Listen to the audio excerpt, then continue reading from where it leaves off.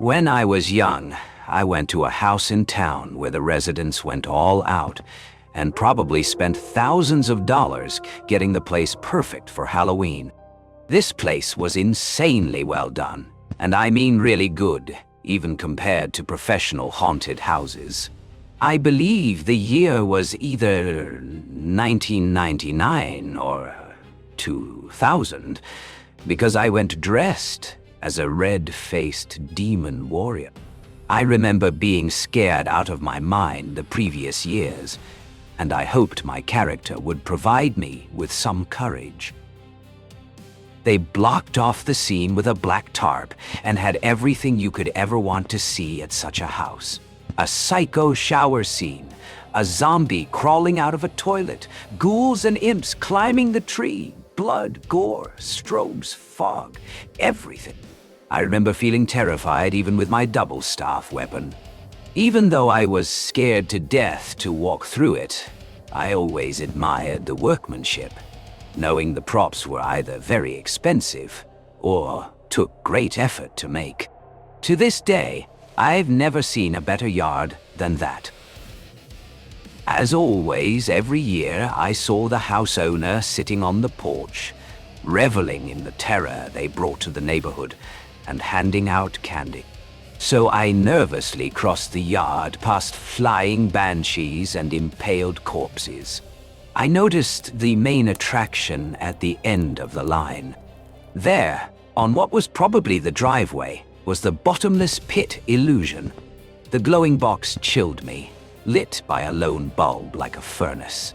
I must have stared at it for a while when I suddenly heard a cough and a low, hushed voice to my right. I don't really remember what was said, but it was something like, "Hey, check this out," in a gruff tone. I looked over and first saw nothing but the wide gate to the side of the house. There was just a faint glow from the pit to illuminate the outlines of the fence. After adjusting my eyes, I noticed a figure standing completely still. I thought it was just another static prop. I was still looking for the voice, not realizing it had come from the figure.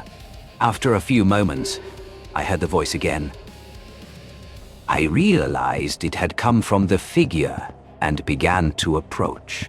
This was obviously a stupid idea, but compared to everything else happening, the figure seemed anything but imposing.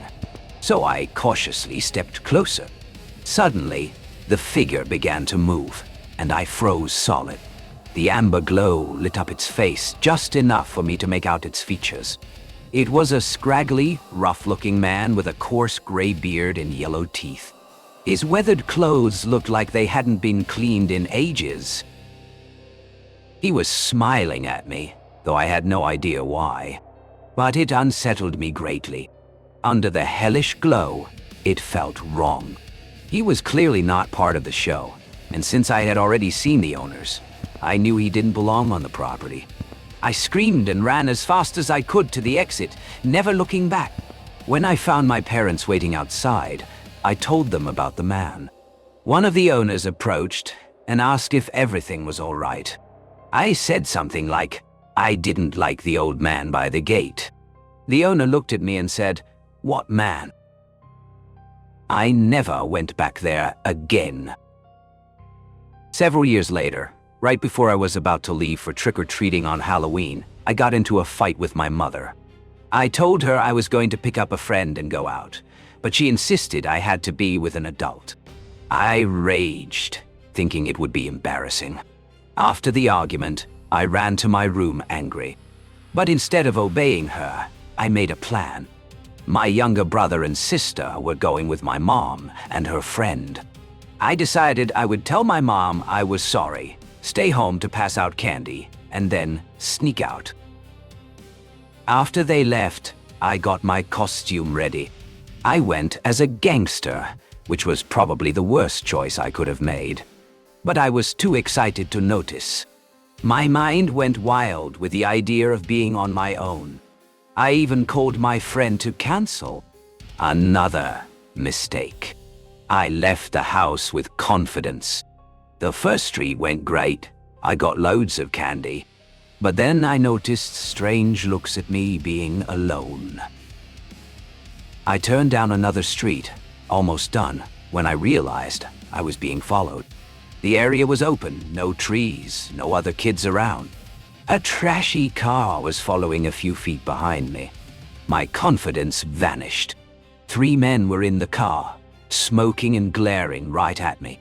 My mother's warnings about creeps flashed in my head. My heart pounded. I reached the last house on the street and made a quick decision. I turned up the driveway. The house was abandoned, its windows boarded up, the yard filled with junk. Everyone knew it was abandoned. The car stopped in front, the men staring at me. I stood on the porch, hidden by bushes. One of the men got out, staring right at me through the branches. I gripped the rusty doorknob and stared back until he got back in the car and they sped away. As soon as they left, I ran as fast as I could, looking for someone familiar. I found a neighbor and walked behind them until I reached my street. My mom gave me weird looks when I returned, but I didn't care. I ran into the house and cried myself to sleep. I still live in the same neighborhood. Every time I pass the abandoned house, I thank it for saving my life. I don't know why those men didn't come after me. This year will be my 40th birthday, and even after 25 years, that memory hasn't faded. Another Halloween memory. I lost my virginity in a pumpkin patch, cliché as it sounds. It was in the bed of a pickup truck, parked just inside the only gate of the fenced patch. My date and I shared wine, talked awkwardly, and then got to business.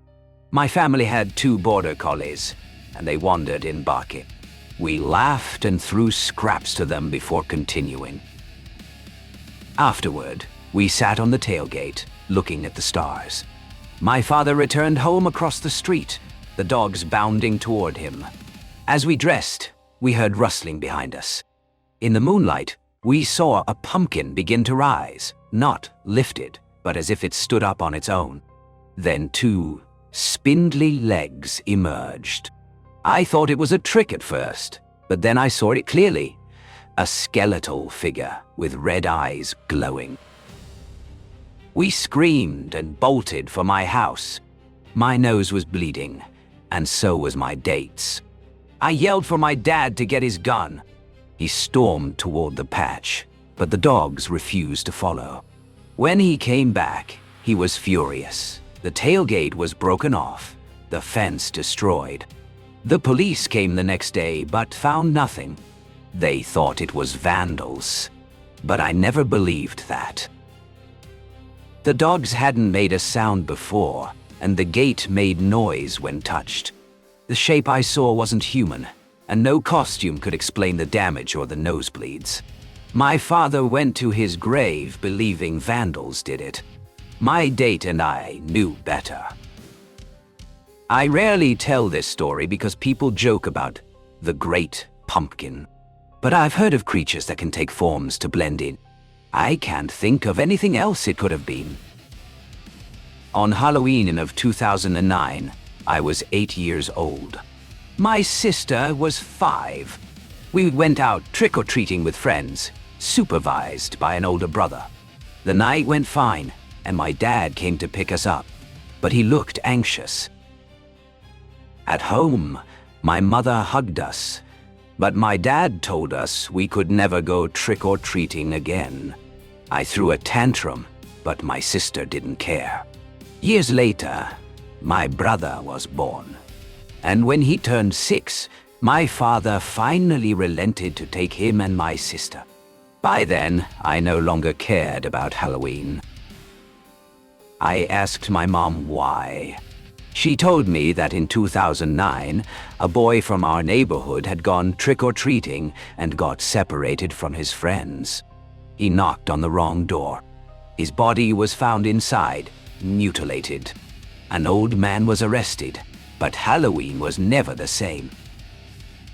The house is still abandoned. People call it the haunted house now. Halloween is ruined for me. Another year, I went out alone for what would be my last Halloween. My dad painted my face like a zombie, and I carried a pillowcase for candy. I convinced my parents to let me go on my own. After a while, a black van pulled up. A man in a mask got out, carrying a machete. He said, "Want some candy?" and dropped small sacks into my bag. He snickered and left. I thought nothing of it until I realized later the same van was following me. Near the end of the night, the van was right behind me, the masked man at the wheel. I ran into the woods, reached my house, and hid inside. The next morning, my parents found the sacks. They weren't candy. They were filled with prescription drugs, sleeping pills. His plan had been to wait until I collapsed, then take me. The police never found him. To this day, I don't know if that machete was real. Helen, no, I need care.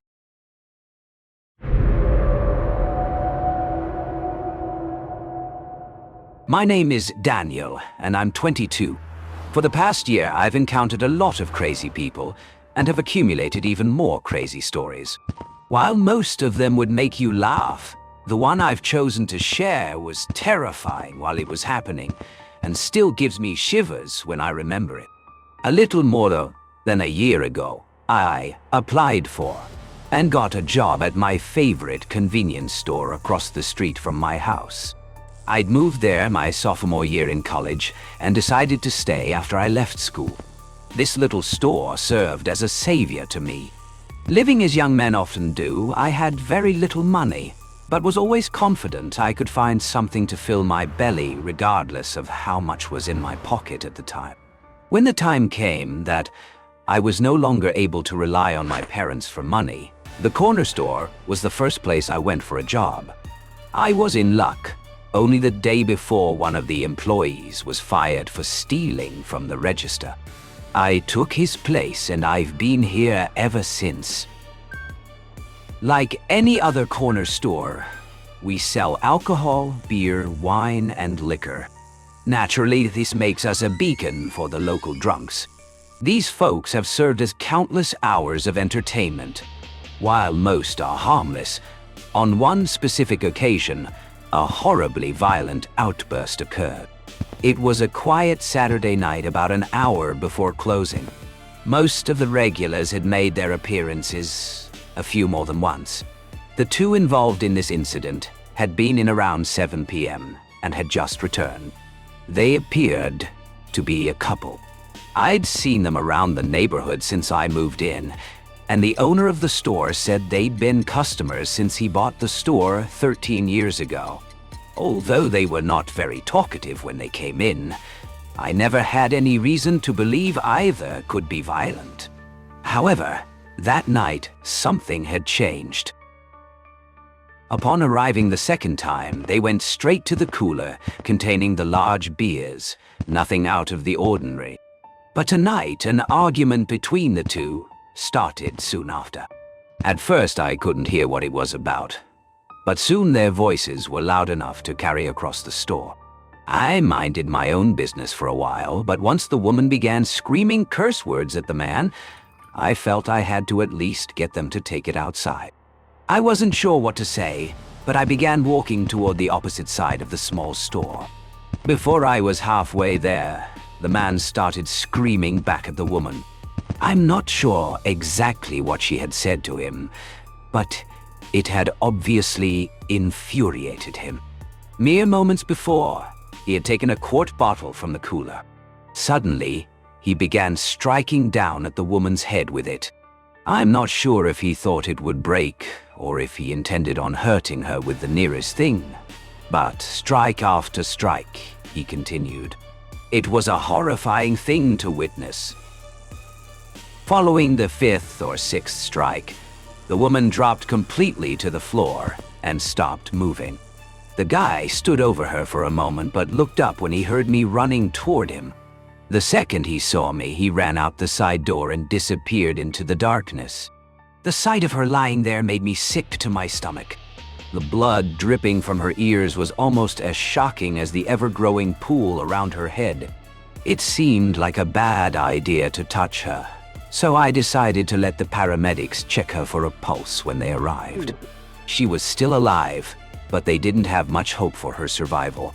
The cops weren't in any hurry to get there, but when they did finally arrive 45 minutes later, I filled them in on all I had seen. From the way they reacted, I got a strong feeling they were very familiar with the two. While on shift a few days later, my boss called with some news.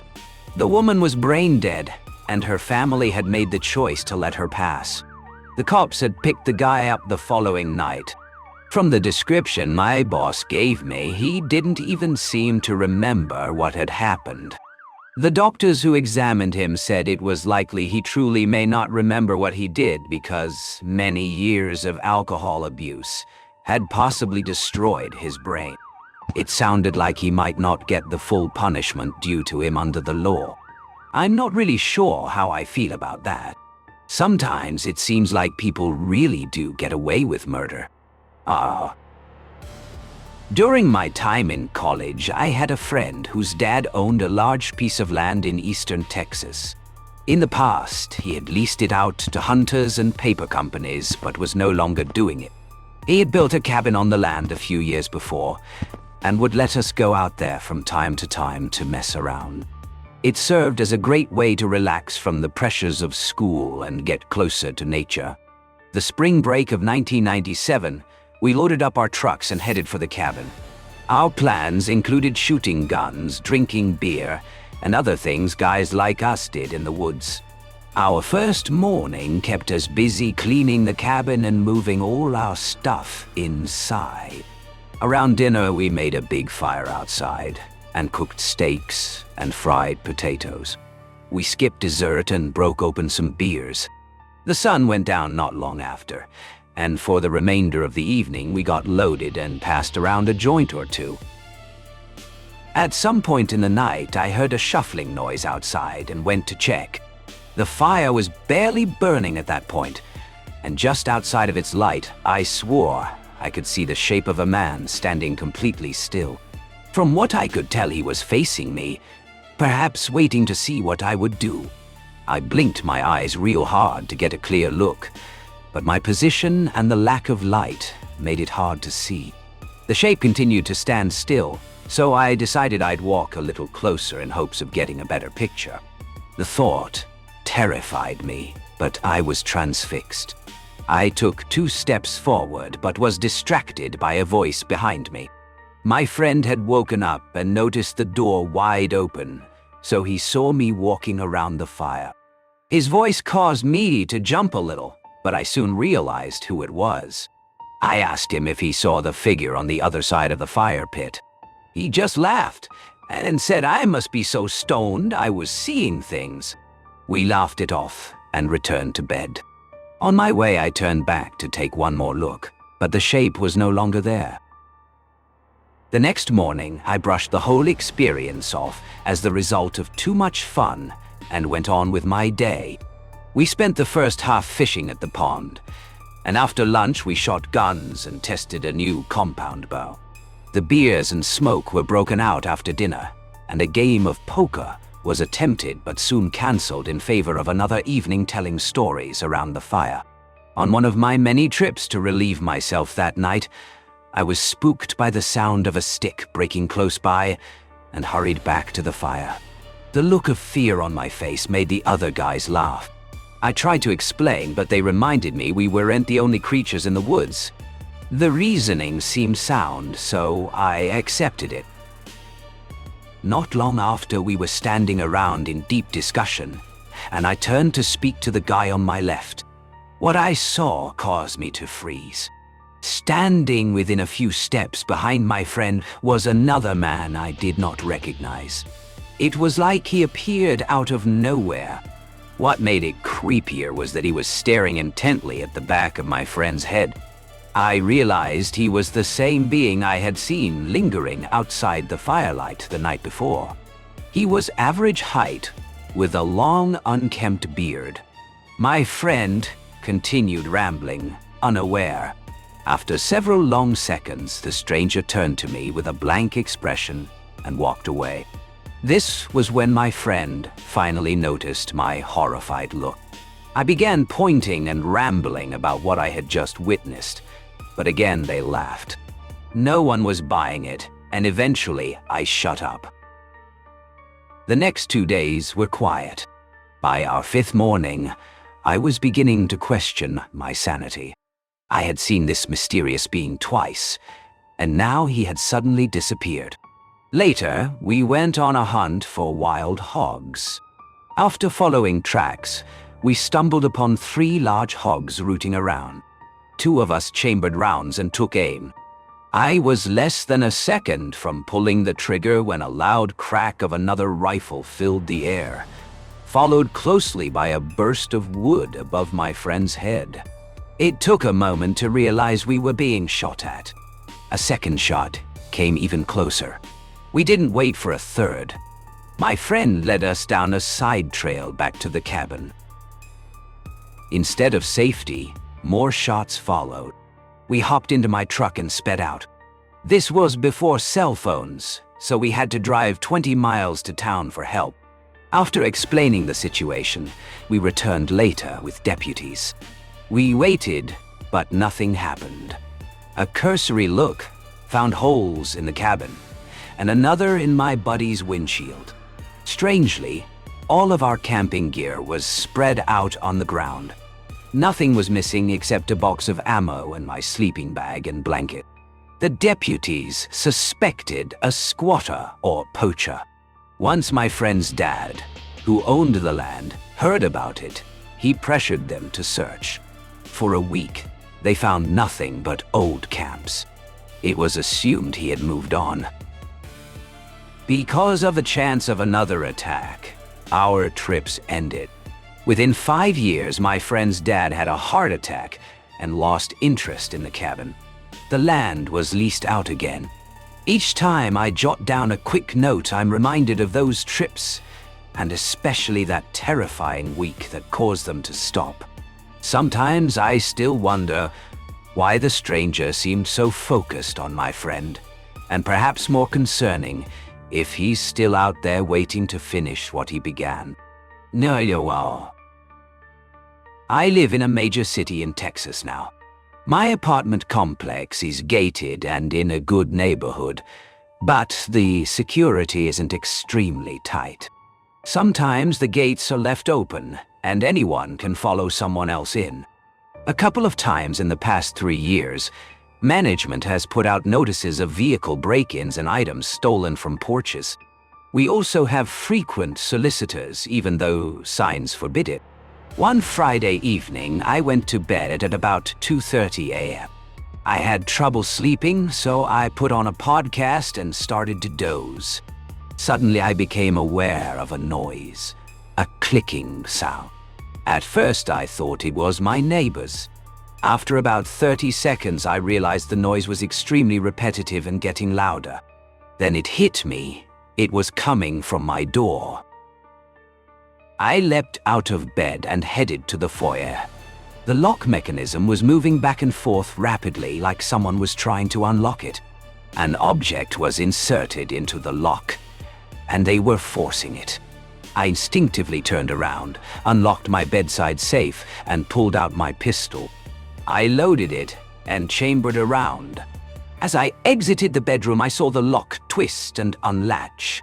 I immediately pointed my weapon straight ahead, knowing if someone came through, I would have to react instantly. I decided if they came in, I would give them a momentary chance to retreat, but if they did anything else, I would shoot. They didn't enter, however, because I had also locked the deadbolt. Only when I first moved in had I gotten into the habit of always keeping it locked when I was home. That decision saved me from a life or death confrontation. I approached the door and looked through the keyhole. On the other side were 3 people, 2 men and 1 woman, all wearing hoodies. The men had objects in their hands I couldn't identify. They were talking back and forth, trying to figure out why they couldn't open the door. The woman spoke loudly, repeating something about an apartment number that didn't even exist in our complex. I jabbed the door hard with a broom handle to let them know I was inside. They immediately stopped and ran off. I debated calling the police, but decided against it since they would be long gone. The next day, I filed a report and told management. They said it was unusual, but would increase police presence. Nothing more ever came of it. 7 months later, no further incidents occurred. I don't think they'll be back, but I took the precaution of installing a smart lock so the deadbolt stays locked even when I'm not home. It's crazy to think that deadbolt was the only thing between me and an armed confrontation. If there's one good thing, I feel confident I stayed calm and was ready for the unthinkable.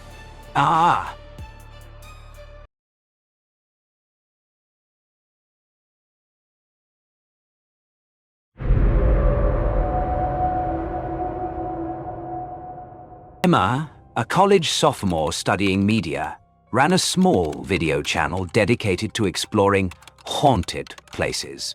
Curious and daring, she was always hunting for the next creepy story that could bring her more viewers. In the small Midwestern town seemed ordinary enough. By day, Maple Street looked like any other quiet suburban road. Maple trees shedding red leaves, children riding their bikes, neighbors chatting on their porches. But at night, the entire street seemed to shrink away from the house looming at its far end. That house stood like a dark silhouette, its bricks weathered, windows boarded up with rotting planks. More than 10 years ago, the Johnson family had lived there. One rainy night, they vanished without a trace. The police searched but found nothing, except bloody handprints smeared along the hallway walls and the faint echo of a child's cry. Since then, the house had been abandoned, whispered about in hushed tones, but never entered. Teen fire. When she heard friends talk about the infamous house at the end of Maple Street, her eyes lit up. It was exactly what she needed. A local urban legend that could make her channel go viral. Americans love a good scary story, Emma told her boyfriend Josh. If we can record even a few minutes inside, it'll blow up online. Josh, more grounded and skeptical, didn't believe in ghosts, but he knew the stories. What worried him wasn't spirits, it was Emma's reckless determination. You know what they say, right? People claim they've heard knocking at the door at midnight, and when they opened it, there were only bloody footprints.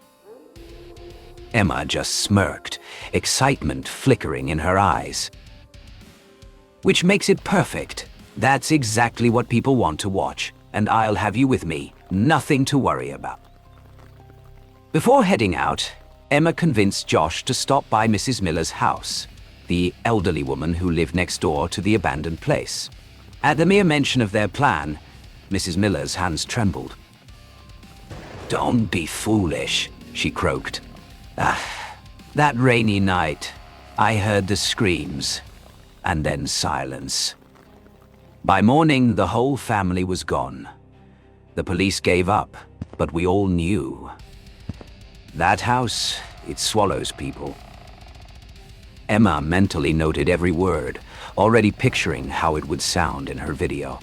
To her, the warning only added drama.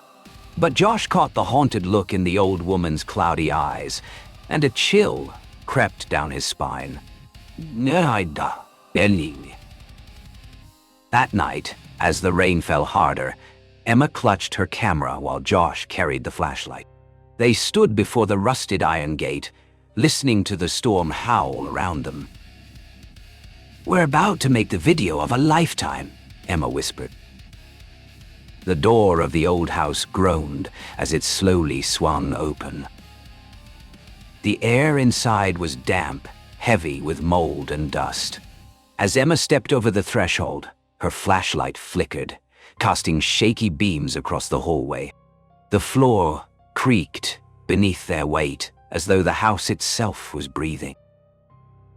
Behind them, the front door slammed shut with a thunderous bang. Emma gasped and spun around. "Josh, did you?" He shook his head quickly, his knuckles white around the flashlight. "It's just the wind," he muttered, though his voice betrayed doubt. "Shaya." They pushed open a door to the left. It was a child's bedroom, untouched for years. Broken toys lay scattered, a rocking horse frozen mid-motion. But what drew Emma's camera was the shelf of dolls. Dozens of porcelain faces stared blankly, each with cracked glass eyes. A faint drip echoed from somewhere in the ceiling. As the beam of Emma's light crossed the shelf, every doll's head slowly turned to face them. Emma froze. "Josh, did you see that?" Josh grabbed her arm, pulling her out into the hallway, his heartbeat hammering. Tendar. At the end of the corridor stood an antique mirror, its surface blackened with age. Josh, trying to prove his nerves, stepped closer. At first, he saw only his own pale reflection. Then, his stomach lurched. In the mirror, Emma stood behind him, and on her shoulder clutched a blood-soaked hand. "Josh!" shouted, spinning around. "Nothing." Emma looked confused, her face pale in the dim light.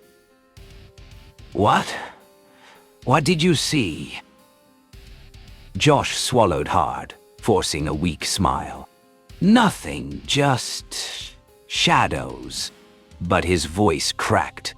"Nah, dear." In the master bedroom, dust lay thick on the furniture. Emma found an old leather-bound journal on the nightstand. She opened it carefully, pages yellowed and brittle. The final entry was scrawled in frantic handwriting. "We are not alone in this house anymore. It watches, it whispers. We can't leave." Before she could finish reading, a voice hissed directly into her ear. "Don't go." Emma spun around, terrified. The room was empty, but Josh's flashlight beam trembled because he could see it. A shadowy figure, tall and faceless, loomed just inches behind Emma. "Ah." "Run!" Josh yelled. They bolted through the hallway, the house groaning as if alive. Doors slammed shut around them. Unseen footsteps pounded the floors. Emma screamed as something tugged at her hair. Josh yanked her forward, bursting through the front door into the rain. They didn't stop running until the house was a dark silhouette behind them. Yow. Hours later, safe at home, Emma uploaded the footage to her laptop. Her hands were still trembling, her breath unsteady. Josh sat beside her, silent. The video played back, their entrance, the dolls, the mirror, the journal, and then their frantic escape. But in the final seconds, as they sprinted through the rain, the camera caught one last frame. Behind them stood a third figure, motionless, towering in the doorway. Its head tilted slightly, staring straight into the lens. The screen flickered, then went black. Silence filled the room.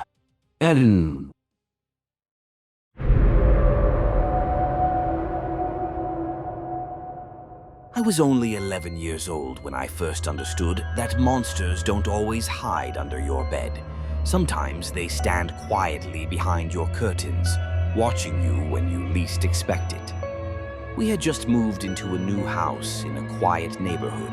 My mom called it a fresh start, and at first everything felt fine.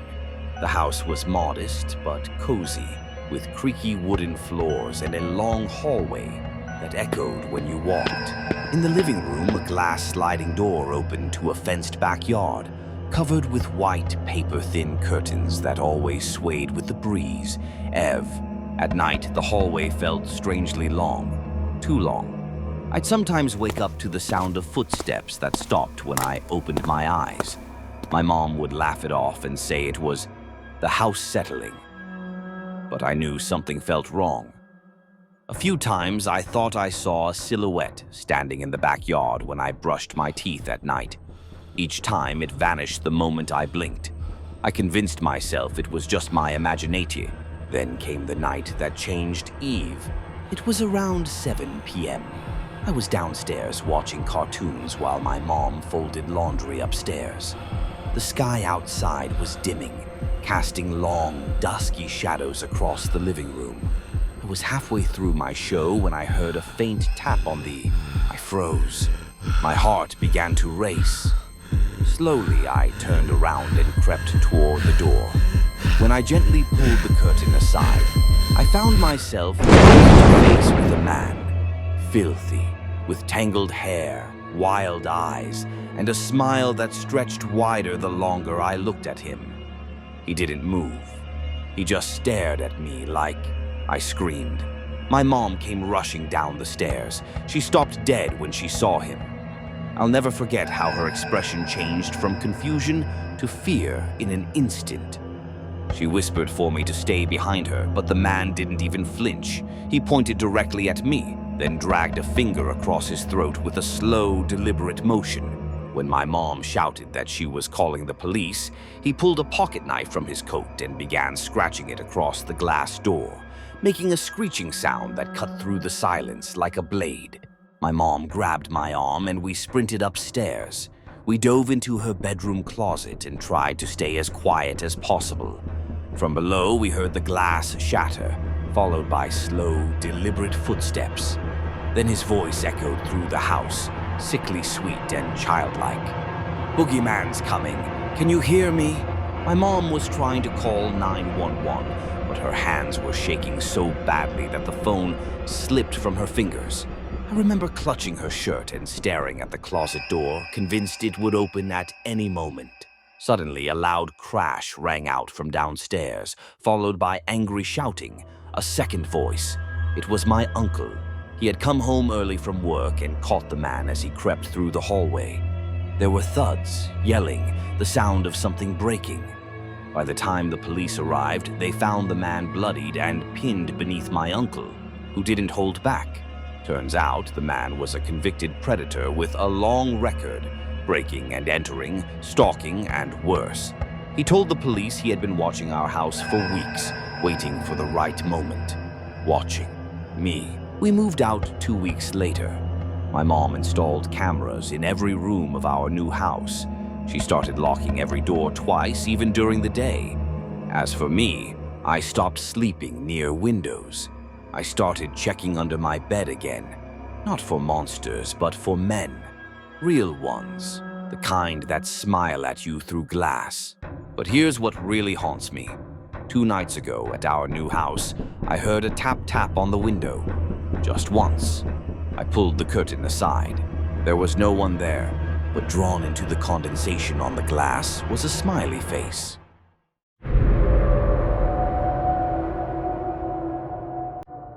Name: Frank called him. Age 16, location: the island. Recording: found in the pages of a notebook soaked with dried blood and salt spray. There's only one bridge on and off this island. One single slender thread of sanity connecting me to what others call civilization. But I don't cross it. Not unless I have to. This island is mine. So is the ritual. So is the factory. My name is Frank called Hayne. I'm 16.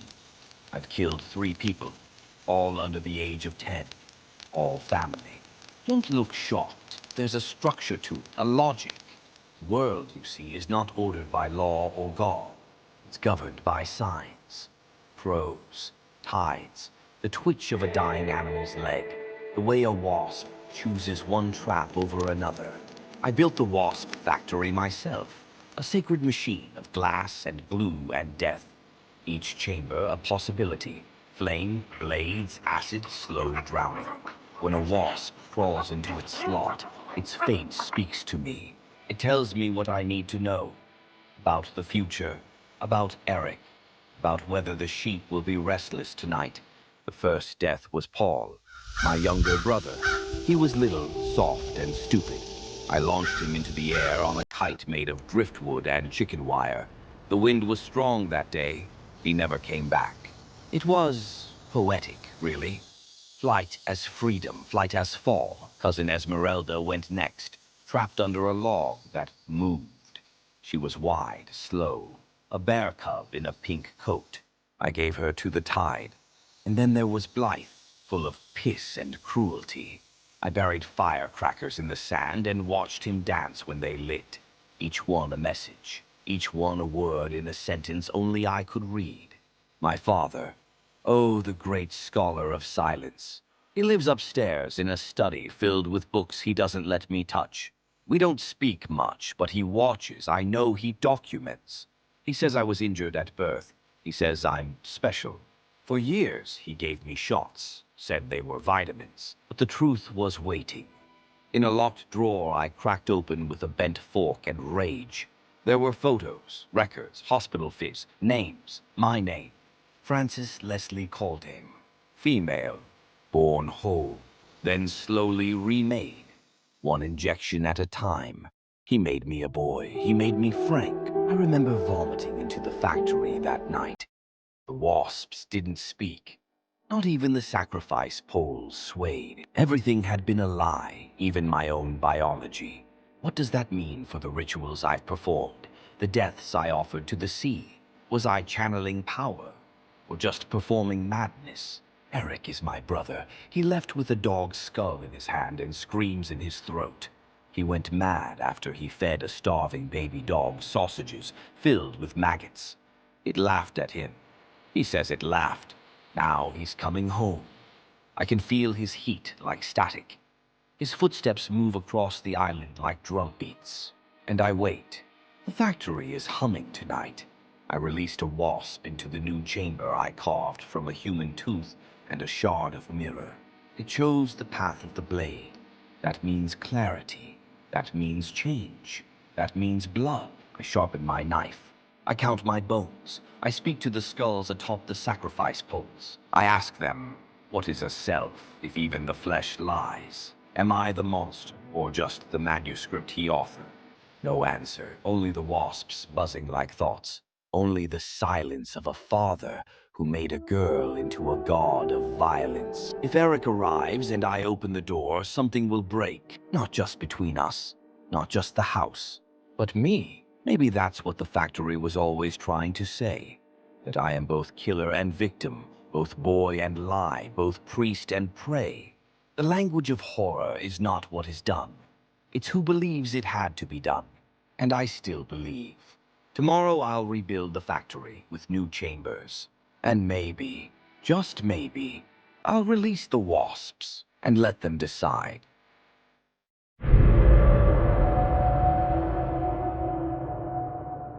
Name, Julia Cotton. Age, 36. Former role, wife. Lover, accomplice. Present state, missing. Status. This recording was recovered from the attic walls of 55 Lodovico Street. I used to think love had a shape, a curve, a whisper, a hunger you recognized by touch. But love is for children. What Frank and I had, it was communion. He left fingerprints on my skin I still feel now, like stigmata, and I welcomed them. So when he vanished, when Rory and I moved into that rotting house, I still felt him watching from behind the wallpaper. I thought it was memory. It wasn't. It started with a drop, a gash on Rory's hand, bleeding into the floorboards. But the house drank it, and something shifted above us. The attic, always cold, always wrong, began to breathe. I heard footsteps on skinless feet, whispers like torn silk. And then he was there, Frank. Not as I remembered. He had no skin, but his eyes were exactly the same. Frank couldn't speak at first. Just groans, twitches, syllables formed from pain. But I'm a good listener. I studied him like a second tongue. "Feed me," he rasped, "and I'll be whole." It wasn't murder, not at first. It was a transaction, desire for flesh. They came willingly. They never screamed until it was too late. The first one bled out with his hand on my thigh. Frank drank their lives, their blood-knitted veins beneath his shredded surface. Muscle returned, then bone, then fingers. He thanked me with a voice like broken violins. I found the box later, Le Marchand's configuration, tucked in a drawer like a forgotten tooth. Frank told me never to touch it, but I wanted to understand what had happened to him. One night I turned it, felt the puzzle click like a spinal cord snapping.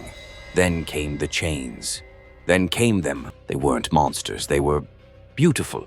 In the way a wound can be beautiful, in the way religion sometimes feels like a knife. "We are explorers in the further regions of experience," one said. "Angels to some, demons to others." Their skin was peeled in patterns. Their voices were like hymns screamed backward. And they knew Frank had escaped. They didn't speak in threats. They didn't need to. They only said one thing: "He belongs to us." I led them to him.